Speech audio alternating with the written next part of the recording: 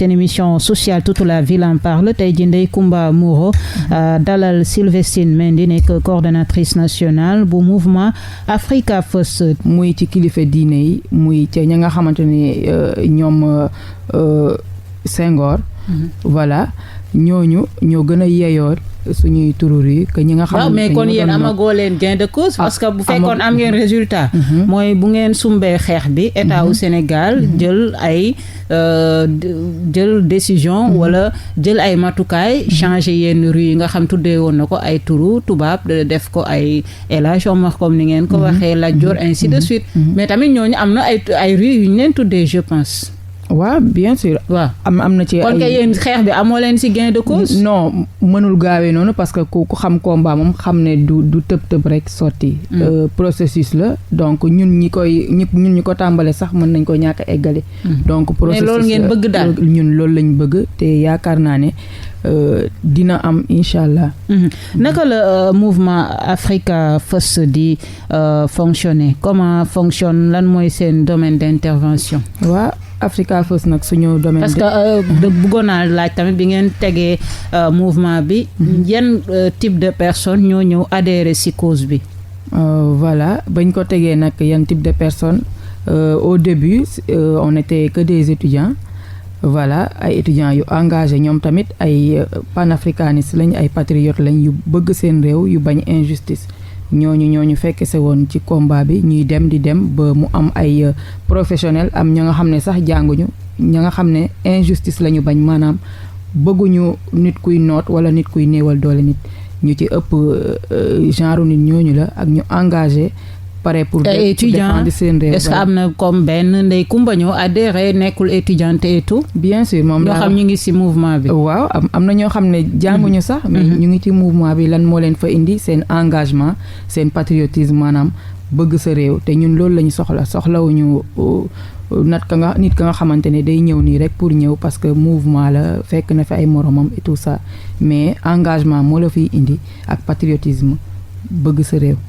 su ngeen waree def seeni activité fan ngeen di jëlee ay moyens fonds bi financement bi comment ça se passe. waaw comme mouvement panafricaniste yëpp te ñun dañuy defal étiquette activiste te activiste ku ko xam ne day. yéen ay activiste ngeen après dinañ si ñëw du ngeen activiste. voilà mais comme ci société bi ñu nekk moom ñun ñëpp lañ boole ci benn mbuus bi. mais ñun mouvement panafricain et révolutionnaire lañ.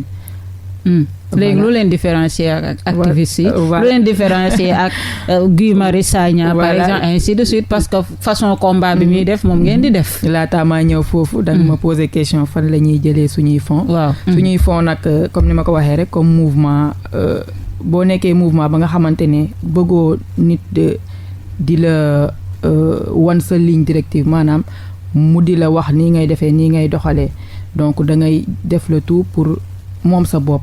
économiquement parlant ñun dañuy préférer bu ñu amee lu ñu war a def ñu cotiser téeméer 1000 francs donc ci loolu la ñu yaakaar ñun mën nañoo am suñu indépendance. mais étudiant amul xaalis ngeen bëgg li ngeen am as tuut si bourse yi bëgg ko cotiser def seen i activité. voilà loolu moom. parce que damay gis tamit ngeen di def ay parfois ay dons waa côté social. et tout waaw dañuy def social aussi. parce que ay jeunes lañ te jeune war nga marquer sa empreinte ci sa génération ci époque bi nga tombeel ci social ak ci lu mu mënti nekk. lépp seeni poche lay jóge. waaw lépp suñu poche la ñuy jóge boobu ba léegi am nañ 1 an. voilà léegi ñu am 2 ans juin bii di ñëw la ñu am 2 ans donc boobu ba léegi lu ñu war a def ñun ñoo koy cotiser suñu bopp pour ñu bañ ñoo noot parce que dañuy naan ku la abali bët. moo lay wax fi ngay xool te ñun loolu la ñuy bañ parce que bëgguñu corruption bëgguñu. ko nga xam ne bëgg am liberté daal voilà dañoo bëgg am suñu liberté d'expression ba ëllëg fu ñu taxaw di wax. duñ ñu joxoñ baaraam duñu ne ñii de moom mooy loolu li ñuy wax sax gëmuñu ko donc loolu moo tax. xanaa ay genre yaanaamaari ngeen di wax ñoom ñu fi jëloon yenn financement yi coow li bari ONG yi di leen financer. sama xel demul sax ci ñooñu yàlla xam na ko. mais organisation bu nekk rek ak ni muy doxalee ak ñin ñi fa nekk aussi. ak seen ligne directive li ñu tënk comme ci noonu la ñuy doxalee ci loolu la ñuy tënku. donc yaakaar naa Africa First noonu lay fonctionner boobu ba léegi. foofu ngeen di jëlee seeni koppar. financer seeni activité gis nañ ni sitting yi da ngeen di bokk. ainsi de suite léegi yéen exactement lan ngeen di xeex. ñun injustice la ñuy xeex. injustice la ñuy xeex impérialisme la ñuy xeex. maanaam nit ku weex nim ñuy nootee. maanaam tubaab bi avant daf ñoo esclavage moo fi amoon. maanaam buumu jaam bi dañoo doon jënd suñuy maam di leen di yóbbu. léegi ba loolu weesoo ñu ñëw ci colonisation bañ ñëwee dañoo supprimer esclavage dañ ko abolir donc nañu ne léegi nag nan ñoom tubaab bi nan la ñuy defaat ba mën ñoo exploiter te du fës. ñu ne colonisation néocolonialisme. non actuellement. néocolonialisme moo fi nekk. mais avant néocolonialisme colonisation la woon. maanaam dañoo ñëwoon ci suñuy suuf di exploiter li ñu am suñuy or ñu koy yóbbu seeni dëkk ñun duñ ko sax gis ba ciy teg loxo donc di exploiter suñuy ressources humaines ressources minières lépp lu ñu am lu baax ci suñu sous-sol ak suñu sol ñu koy exporter di ko yóbbu. ñu demaat ba xamaat ne boobu baaxul ñu ngi commencé di leen xeex ci lañ ñëwaat dellu seen réew indiwaat beneen forme muy néocolonialisme. voilà néocolonialisme bi nag dañ koy def indirectement mais ci suñuy njiit la ñuy jaar voilà ci koom-koom bi ci suñuy njiit la ñuy jaar dañuy ñëw di wan ñu ne dañuy ñëw pour ñu liggéey voilà partenariat ñu liggéey fekk na ci bu ñuy liggéey ñoom seen intérêt mooy ëpp liñ ciy am mooy ëpp ñun liñ ciy am te loolu mu doon loo xamante ne askan wi duñ ko rafetlu. mais yéen loolu ngeen di xeex ba pare ngeen ne du ngeen activiste. voilà léegi nag. léegi ban explication nga may jox. activiste ak révolutionnaire am na différence. activiste mooy comme exemple man mooy jóg uniquement ne man Sénégal man maay gàddu maanaam kàddu gi à chaque fois c'est loo xamante ne injustice la wala lu baaxul wala lu njuuj njaaj. lu askan wi xamul ma xamal leen ko maanaam ma def ay recherche xool ba xam ne lii du yoon ma génn wax ko mais ba ma ko génnee wax ba askan wi xam ko. presque sama jaan wàcc na. yaa ngi comprendre. léegi nag révolutionnaire. loolu mooy activiste. mooy ñoom Guy activiste mën na. ñoom Guy Karim Guy révolutionnaire la parce que FRAPP. mais mouvement panafricain la et révolutionnaire. Guy kon yëpp la boole. Guy activiste révolutionnaire la. waaw mën nga doon activiste révolutionnaire. comme man bu ma neexoon yéen nag révolutionnaire kese ngeen. kon ñun bu ñu neexoon. maanaam activiste dafa fekk ci révolutionnaire. d'accord mais révolutionnaire bi aussi. mënul dem ci activisme carrément activiste normalement warul dugg ci politique mais ñun révolutionnaire am nañ droit def politique parce que Thomas Sankara révolutionnaire la woon bi mu demee ba xam ne bu jëlal pouvoir bi du mën a bokk ci ñuy décider du mën a buum wala buumi ci dëkkam il a fallu que mu def le tout pour doon président pour mën a changer les choses donc voilà activiste ak révolution foofu la ñu amee. kon yéen pare ngeen pour def politique. comme vous êtes des révolutionnaires. pour le moment non. mais actuellement arène politique bi kan moo leen charmer parce que activiste yu bari ak ay révolutionnaires ñëpp ay Sonko lañ. waaw ñoom ñëpp Sonko la ñuy supporter. si Sonko discours Sonko si la ñuy gis seen bopp. yéen bokk ngeen si ñooñu wala man dama naan activiste Sénégal yëpp.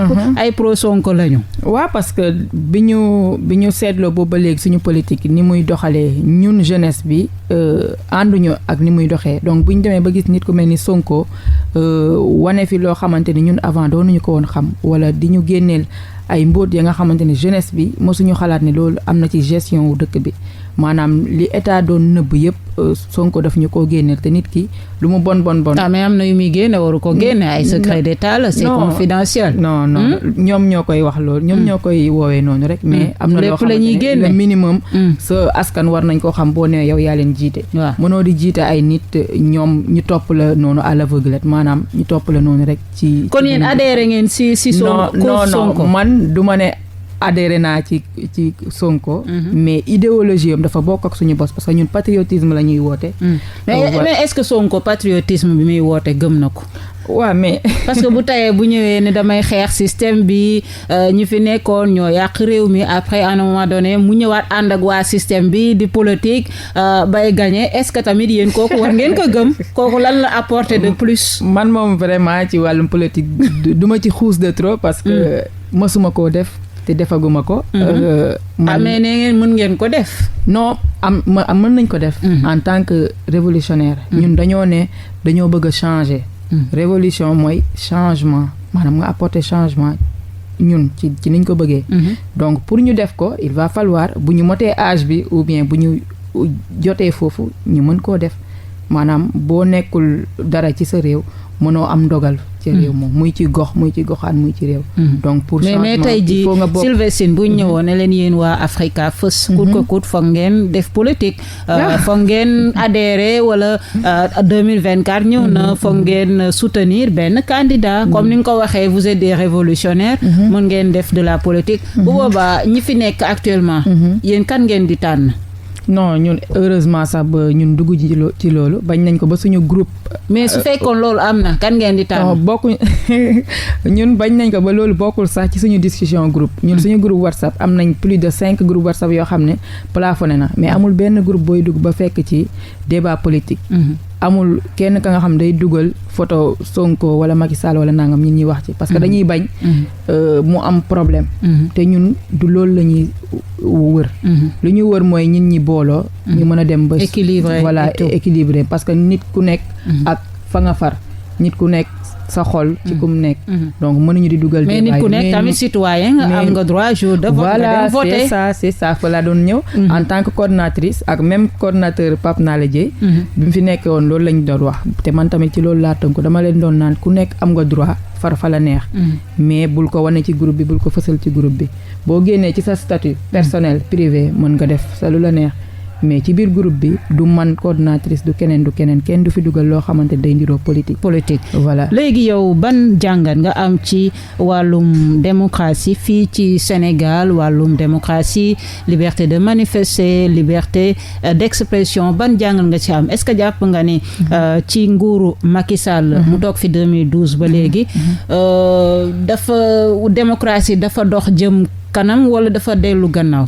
waaw comme constat bi ñëpp def démocratie moom depuis 2012 mën naa ne dafa dellu gannaaw parce que li ñuy tere dafa bëri amatuñu liberté exemple ñun ñi presque année bi yëpp suñu demande de manifestation yëpp dañu ko bañal.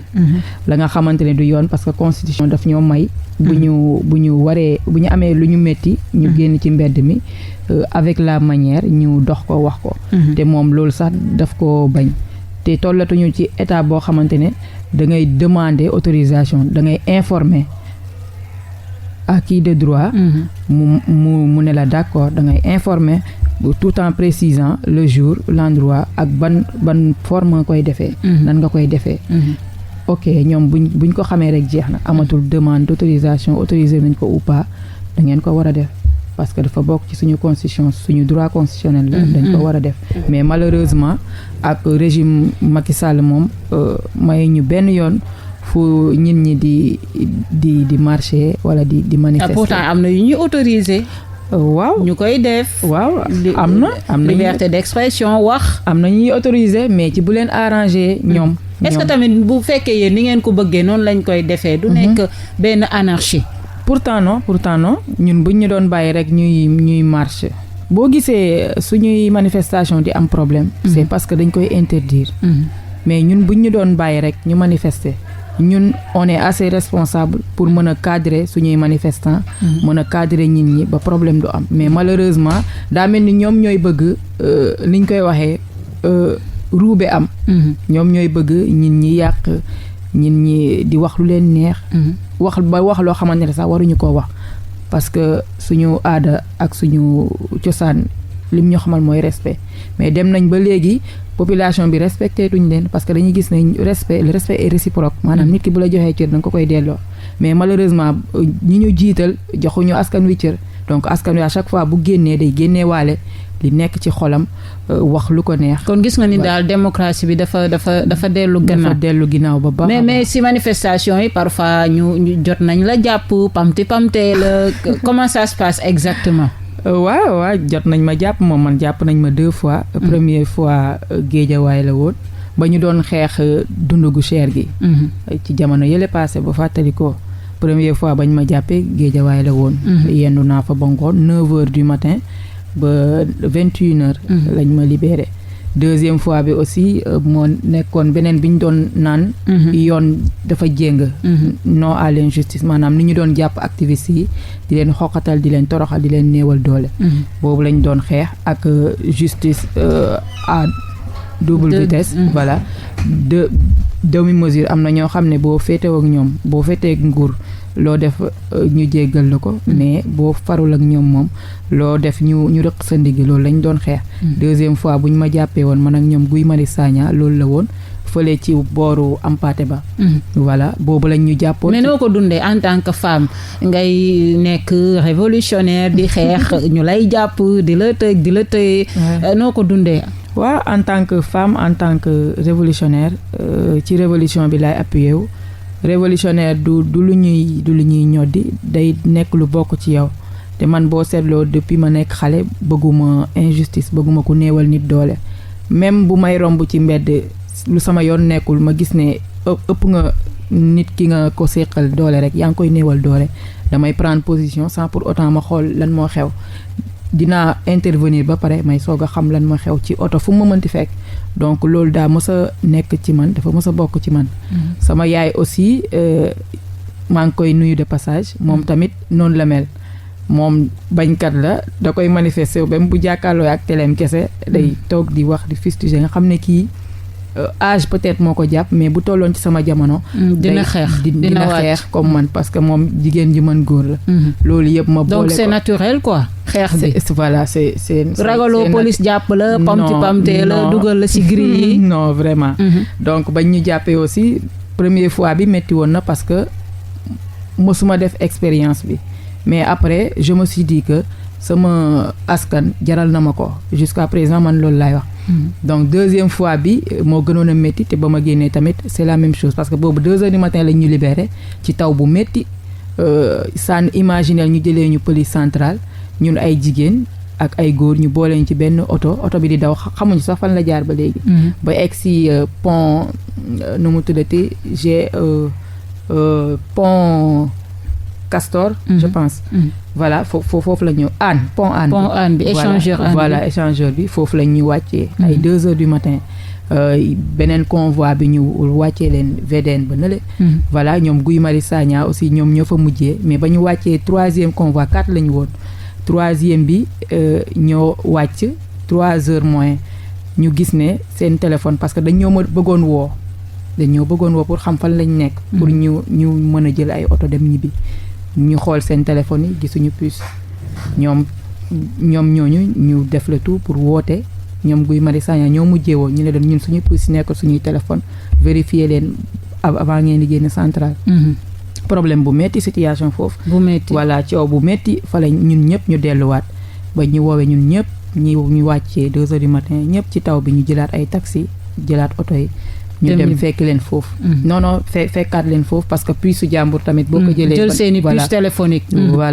voilà ñu fayoon ñun dañoo fayoon suñu téléphone bi ñu leen koy jox après bi ñu koy récupérer téléphone yëpp a tàkk pratiquement groupe WhatsApp yëpp la ñu fuyee man bi ma jëlaatee sama WhatsApp presque groupe yu bëri lañ supprimer sax nag supprimer carrément ay données yu bëri ñu supprimer leen après ñu nekk foofu ñu ne leen puce yi da ngeen koy génne 2h la ñu libéré ñu delluwaat foofu ba 6h du matin ñu soo quitté foofu ñu delloo ñu puce yi lu métti mais nag lan nga ñu mën a wax ci bavure policière yi surtout ci manifestation yi dañuy gis policiers yi di dal ci kaw manifestants yi di leen gaañ wala torture yi est-ce que yow ci arrestation yi nga jot a am dund nga ko wala gis nga ñoo xamante ni dund nañ ko non man moom personnellement dundoo ko dunduma ko mais samay camarades surtout góor ñi ñoom góor ñi la ñuy gën di torturer parce que dañuy dañuy yaakaar ne ñoom dañ leen di diir mbagg te fekk na du loolu léegi boo defee geste bu ndaw sax même boo ko nee bàyyil sama yére rek nga jéem a yëkkati sa loxo rek mu yaakaar ne yow da nga ko bëgg a jaay dool da lay brutaliser manière bi mu lañu dugalee ci oto yi sa maara détail yow boo ko gisee sa yaram day daw donc loolu yëpp doon lu ñaaw yenn saa yi ci jigéen ñi buñ leen brutaliser day fekk yow ngay kaasal sa morom mu góor wala ngay kii ci lañ lay brutaliser voilà wala sa téléphone nga bañ koo joxe ñu nangu ko fa automatiquement téléphone yi dañ koy dugg seen kii fouiller supprimer say données ainsi de suite voilà dañ koy jël ba keroog ngeen di génn ñu jox leen seen i bagage ak lépp voilà ñu ngi leen di fàttali yéen a ngi suivre seen émission sociale toute la ville en parle tey jii Ndeye Comba Moreau dalal Sylvestine Mendy nekk coordonnatrice nationale bu mouvement Africa First tey jii gis nga li am ci Mali ñu nekk ci benn zone boo xamante ni Mali am na coup d'état mu nekk pays bu instable depuis un certain temps coup d'état am fa CEDEAO jël ndogal xam nga mel ni dañ leen a daal di ber yow ban jàngal nga am ci li nga xamante ni déjà moo am foofu ca Mali. waa ca Mali moom jàngat bi ma fa am mooy li fa nekk di xew nii rafetul te defe naa bu arrêté wul mbir mi ci ñun ñëpp lay dal maanaam métit bi dañuy impacté ñun ñëpp même fii ci Sénégal. parce que ci coup d'état la jógee du sax coup d'état liñ ko mën a woowee. parce que population bi moo soxla woon souveraineté maanaam population bi moo soxla woon njiit ba nga xamante ne am na liberté wala mën na gérer dëkk bi te malheureusement Ibrahima Boubacar Keïta moo fa nekkoon ba mu fa nekkee askan wi gis ne dëkk bi doxul. sécurité bi doxul parce que terroristes yi dañ leen doon sonal. IBK mel ni ku incapable maanaam mënul régler situation boobu noonu. économiquement parlant dëkk bi dafa metti woon te dafa doon yàq mënoo ne sa dëkk dafa pauvre ba pare te yow ngay yàq ba sa doom di yàq. parce que doomu IBK dafa doon jël alal ji di ci voyager di def lu ko neex te dëkk bi mu ngi ci précarité maanaam ñu ngi ci ndóol ba nga xamante ne askan wi ñëpp ay yuuxu donc bañ boole loolu yëpp ba ci jàng bi parce que Mali ba léegi 9 ans mu ngi nii presque 250 000 xale yoo xamante ndaw yoo xamante ne jànguñu te ñun Sénégal lu mu bon ñun loolu sañuñu ko fay def vraiment donc bañ dajalee loolu yëpp nag élément yooyu yëpp sécurité voilà économie et tout bañ ko boolee askan wi nag ne doy na IBK comme mënul gérer nañu may donc na wàcc loolu moo indi woon soulèvement populaire ba nga xamante ne askan wi ñu bëri ñàkk nañ ci seen bakkan ñu bëri gaañu ci armée bi moo mujjee intervenir parce que armée bu demee ba xam ne situation mu ngi ëpp loxo voilà daa war a ñëw contrôler la situation léegi ba mu contrôler situation bi nag ki fi nekk tey di Assimi Goïta moom moo jiite woon armée bi à cette époque voilà Assimi Goïta ba mu ñëwee mu toog comme que yow yaa régler situation war nga mën a ñëw toog ba dal am ba instabilité am ba nit ñi nekk ci sécurité stabilité voilà amaat nga mën a organiser ay élection wala lépp loo xamante ne day jëm ci ay perspective pour xool nan ngeen di doxalee seen réew ëllëg donc foofu bi mu toogee normalement transition dafa war a nekk de 6 mois à 5 ans ba ñu waxee loolu moom mu ne leen may leen ma de 6 mois à 5 ans ba ñu convoqué seen réunion ba jàpp loolu léegi CEDEAO jàpp moom 5 ans rek la jàpp. CEDEAO 5 ans bu ko. waaw 5 ans bi rek. jàpp nañ ni Assimi 5 ans la wax phase de transition bi. voilà Assimi 5 ans la wax te Assimi waxul 5 ans dafa ne de 6 mois à 5 ans. donc foofu la problème pour organiser élection yi pour organiser ay élections pour mën a delloo civil yi nguur gi. donc foofu la problème bi jógee CEDEAO ne day jël ay daan teg ko ci kaw. Mali li ni mel ni tëj frontière am ak dëkk yi séq CEDEAO ci mel ni Sénégal Côte d'Ivoire Guinée ak yeneen réew yi nga xam ne ñoom ñoo ko séq ne day couper bépp aide maanaam liñ ko doon may ndimbal bi ñu ko doon jox donc daf koy dagg aussi te ay ambassadeur am yi nekk ci réew yi dañ nañ leen di delloo donc loolu yooyu yëpp moo tax affaire bi dafa métti ci Mali. dem beeg population bi aussi dem beeg dikk bi dañ koo arrêté tëj frontières yi te boo seetloo Mali ak Sénégal benn la Mali ak Côte d'Ivoire benn la donc loolu bu amee rek day métti ci population. yéen ngeen doon xeex solidarité au peuple malien parce que ñoom ñoo koy gën a yëg mais lan moo tax ñu naan décision bi CEDEAO jël France moo nekk ci gannaaw. waaw décision bi CEDEAO jël mën nañ ne France moo nekk ci ginnaaw parce que boo seetloo France suñu njiit yëpp Macky Sall Ouattara ak ki nekkaloon fële nu mu tudd Guinée-Bissau Conakry autant pour moi ba ci Guinée-Bissau parce que ñun suñu président yooyu yëpp dañoo mel ni ñoom ci ordre France la ñuy dox ci ordre Macron la ñuy dox France Afrique ba léegi voilà France Afrique bi moom moo nekk ba léegi donc moo tax ñu ne dogal bu ñu jël dañuy seetlu ne jëluñu ko ngir seen askan maanaam jëluñu ko ci seen bànneexu askan ci li askan wi am jëluñu ko en toute indépendance voilà jëluñu y a la mainmise de la France voilà comme si dañ leen di forcer comme si conditionné dañ leen di conditionné il faut sanctionner le Mali voilà c'est ça parce que seen intérêt moo nekk foofu c'est CEDEAO du ma ne CEDEAO parce que France lay wax CEDEAO bu nekkoon CEDEAO rek en toute indépendance moom dafa waroon taxawee tànku protéger Afrique soowu jant parce que loolu moo nekk mission communauté économique des États de l'Afrique de l'Ouest donc li nekkoon koom-koom ci Afrique de l'Ouest Afrique soowu jant daf ko war a aar mais waru ko salfaañee donc bu demee bay salfaañee nga xam ne kooku nekkatul moom kese maanaam defu ko ci coobareem léegi ñu gis ni waa Assimi Goïta jël ay dispositions daal di expulser ambassade bi entreprise française yi nekk au Mali ba ne sax léegi la langue officielle c'est le bambara au Mali yow ban gis-gis nga ci am ci décision yooyu Assimi Goïta jël waa ci décision yooyu am na ci droit parce que ñun dañoo gis ne Afrique il est temps ñu moom surtout fu muy waxee la langue officielle bambara voilà genre Guy Marius Sagna activiste yu bëri di xeex loolu suñu làkk bi surtout moom mu ne maintenant langue officielle bi bambara la au Mali donc c'est radical maanaam xeex diggante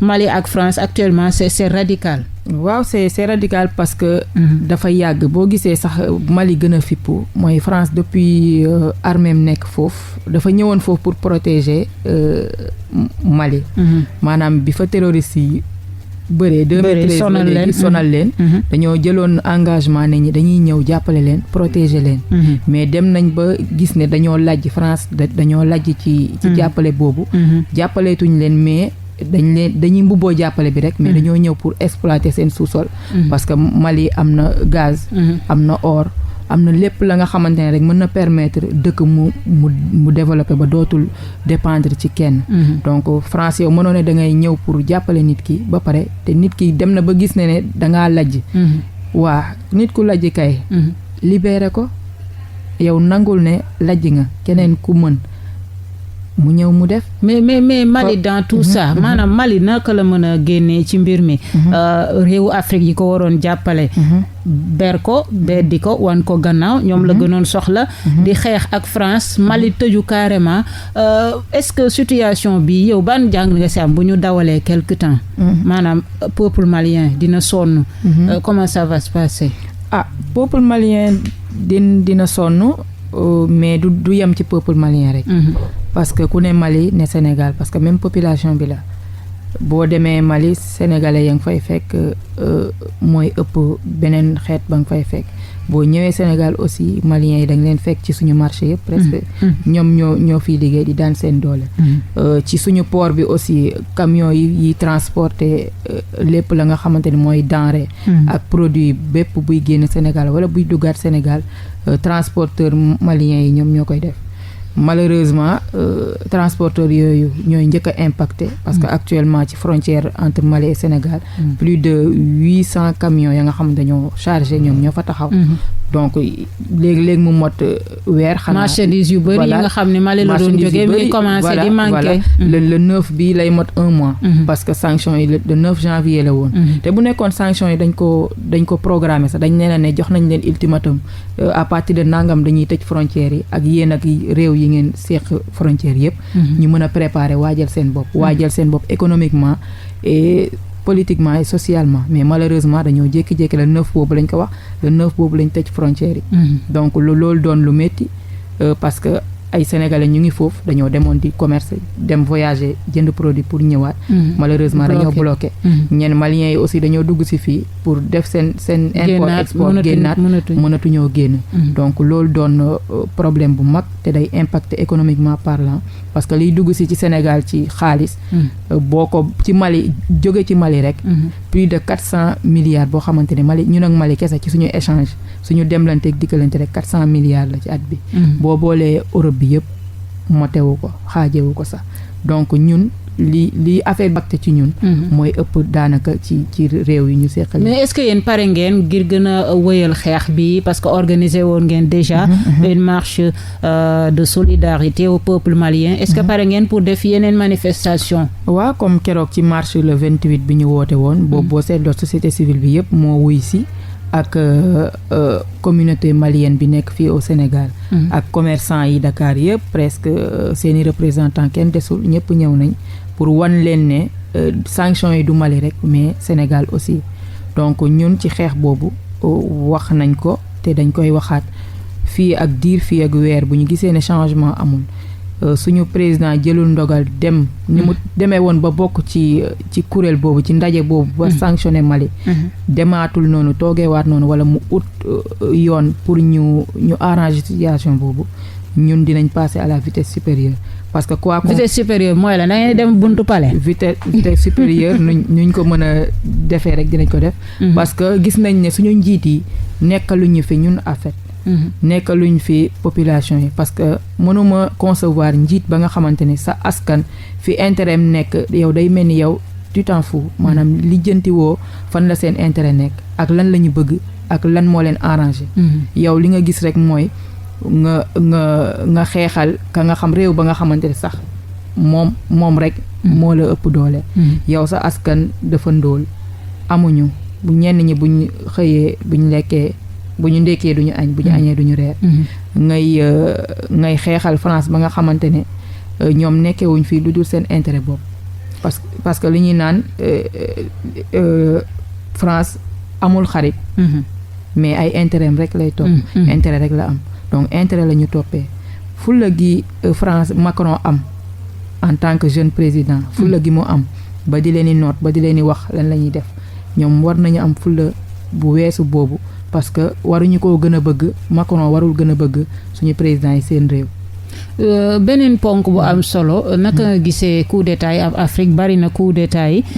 gis nga temps yee Guinée am na Mali Burkina Faso gis nga y a juste 2 ou 3 jours tentative de coup d'état ca Guinée-Bissau avec Embalo ban jàngat nga am ci coup d'état yi am Afrique bari gi ñu bari et puis di teglantoo.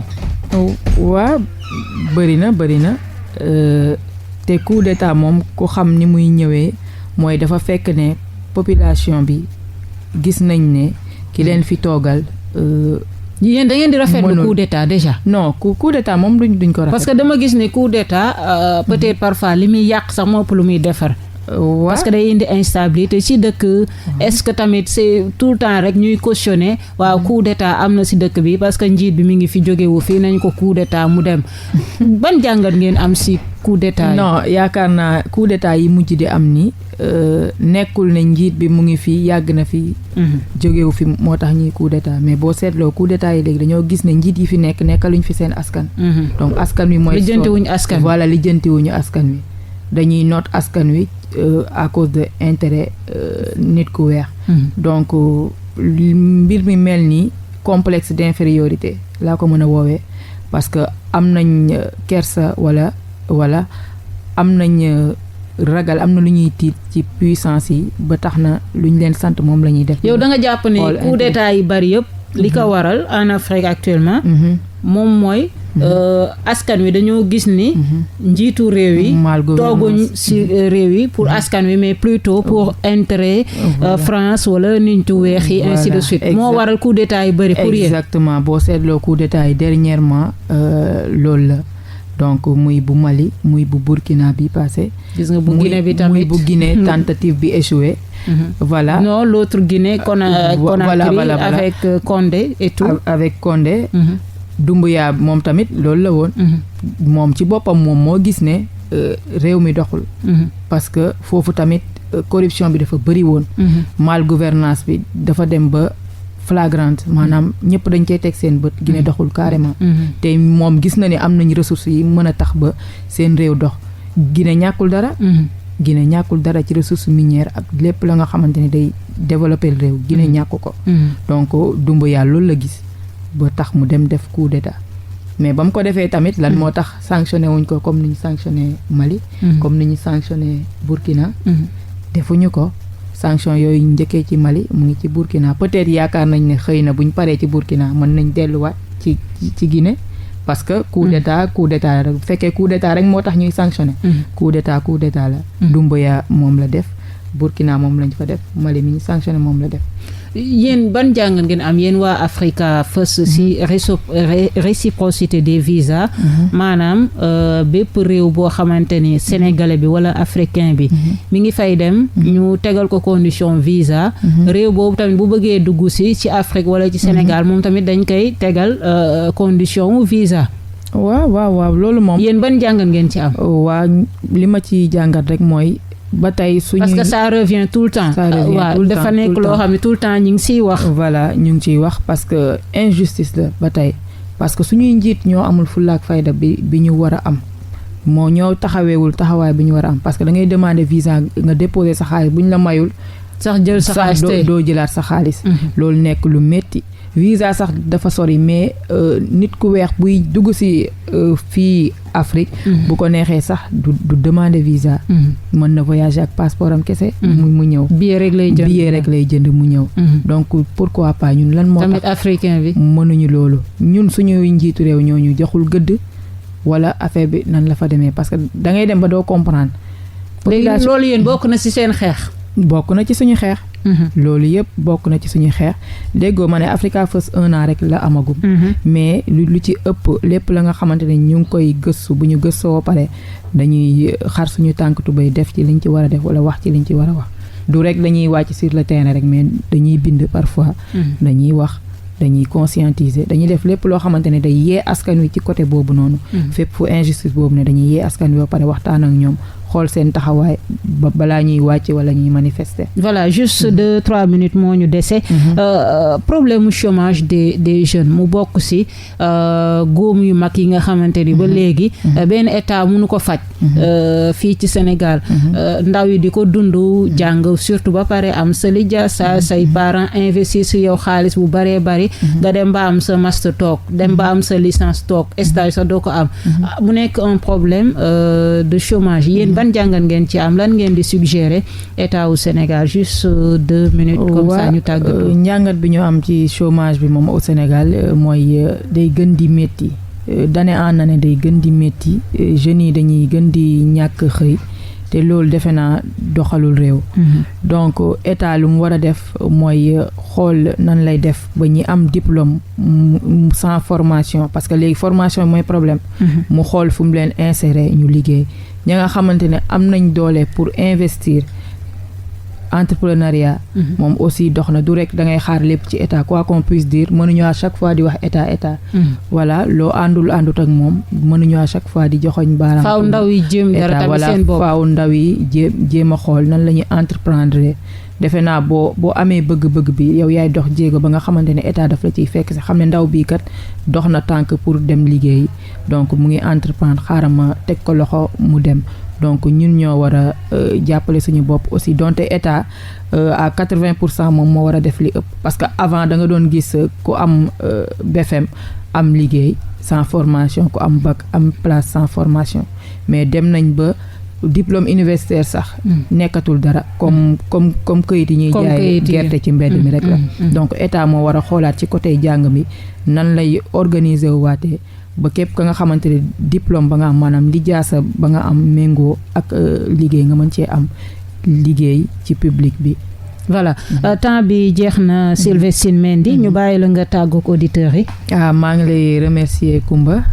di remercier képp koo xamante ni mu ngi ñu doon déglu ci 97.5 di remercier mouvement Africa First yëpp di leen sant di leen gërëm ci seen kóolute gi ma wóolu ba jox ma kàddu donte nit motul yenn saa yi may jum mais n'empêche à chaque fois dañ may naan demal donc maa ngi leen di gërëm di leen sant di gërëm sama famille di gërëm képp nga xam rek mu ngi xàmmee sama voix wala xam na Sylvestine Mendy à travers les réseaux.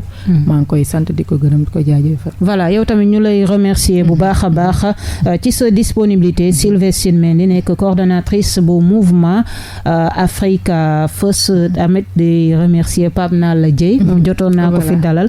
même bu fekkee actuellement mi ngi France ñu ngi koy remercier bu baax a baax moom tamit di leen remercier yéen suñu auditeurs yi ànd ak ñun chaque samedi de 10h à 11h di remercier Mamadou Diallo bi nekkoon ci cabine technique bi émission bi mën ngeen ko dégluwaat ci suñu portail internet www.rewmi.com wala ci suñu chaîne YouTube Rewmi officiel jaa ngeen jëf ba samedi prochain inchallah ci beneen émission beneen thème ak beneen invité.